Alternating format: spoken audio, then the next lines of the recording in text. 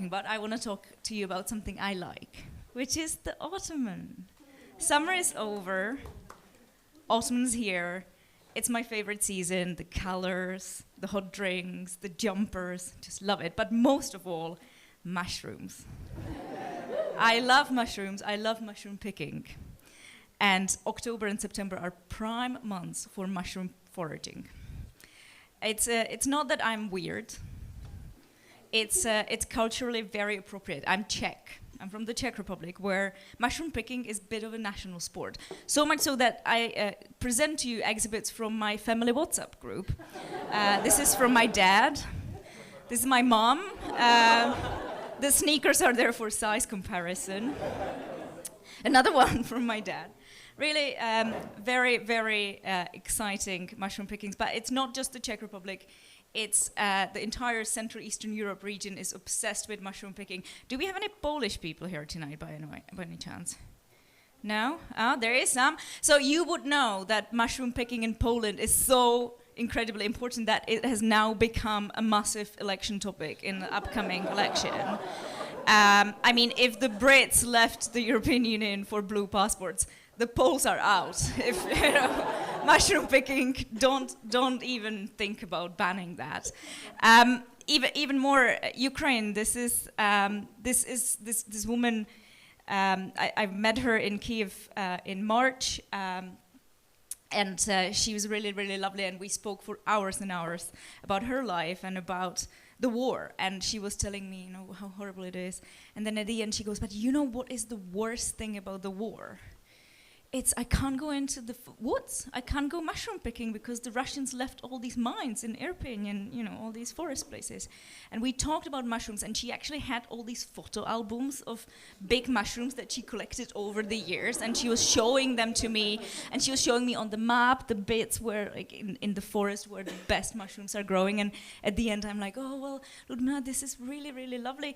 What is your favorite mushroom recipe?" And she goes, "Oh, I don't like mushrooms. I just love picking them, but I don't like eating them." So speaking of culture and Russia before it all went downhill, Anna Karenina, chapter 6, best mushroom scene in literature ever. It is actually kind of filthy. Like romance mushroom picking, fantastic stuff. Don't take my word for it. Eastern Europe, there's lots of academic studies on the phenomenon of mushroom picking in Central and Eastern Europe, but mushroom picking actually goes way back before there was any Czech Republic or Poland, any of that. You know this guy, Otzi.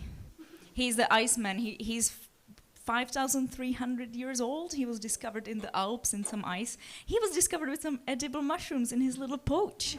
It's not what killed him, I'm told, but famine.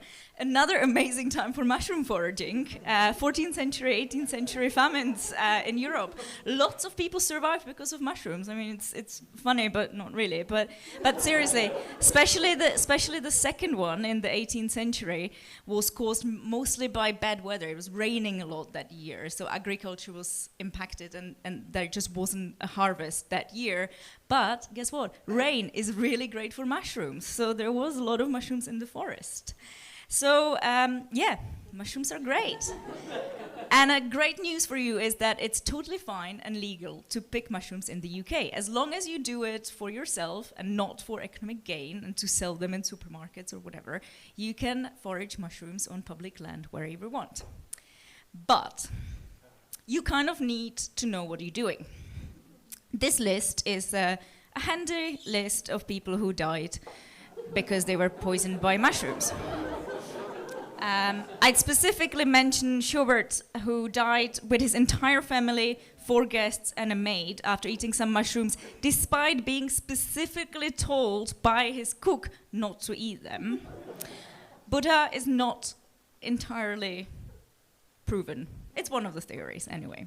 So, how not to die? Well, know what you're picking. There's a lot of resources. But I was thinking, no, actually, before that, we don't even have to go into history. Have you seen this story over the summer? Yes, pretty grim. Back to Russia. I mean, kind of like you can't make that up. So you need to know what to pick. So as I said, I'm Czech. Every child in the Czech Republic is drilled into which mushrooms you can eat and you can't. So much so that we have not one, not two, not three, but many board games that are around mushrooms. So that you actually cannot get it wrong. This one's perfect. This one's so good. You can be winning, and then you pick up the white one and you're dead immediately. Like, there is no warning. It's like...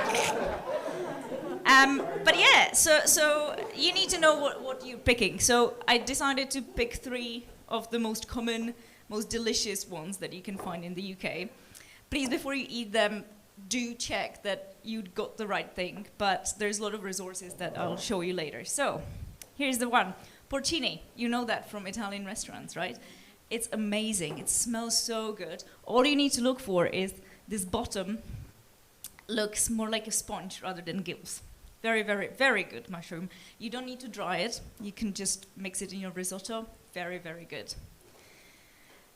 Giant puffball. Weird. Can be really, really giant, but delicious, especially if you deep fry it. Really nice. Hedgehog mushroom, apparently very common. I'm not too familiar with this one because we don't have that in the Czech Republic, but I'm told it's also very delicious. So, if you are so inclined, here are some resources, a couple of books, and also the website for Woodland Trust and Wild Food UK and BBC's Countryfile have amazing resources on mushrooms. I really urge you to do it. There is nothing quite like going through the forest and finding a giant mushroom. Current topic nerd ad. Do not look for random mushroom identification books on Amazon right now. The market is being flooded with AI-generated mushroom identification guides. That will get you killed. Use these ones.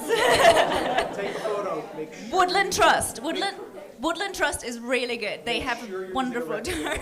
Excellent. Also, let's not go into hallucination. Anyway, that's all from me. Eat mushrooms, celebrate mushrooms, buy mushrooms if you have to, but why would you? You can get them for free, for fun.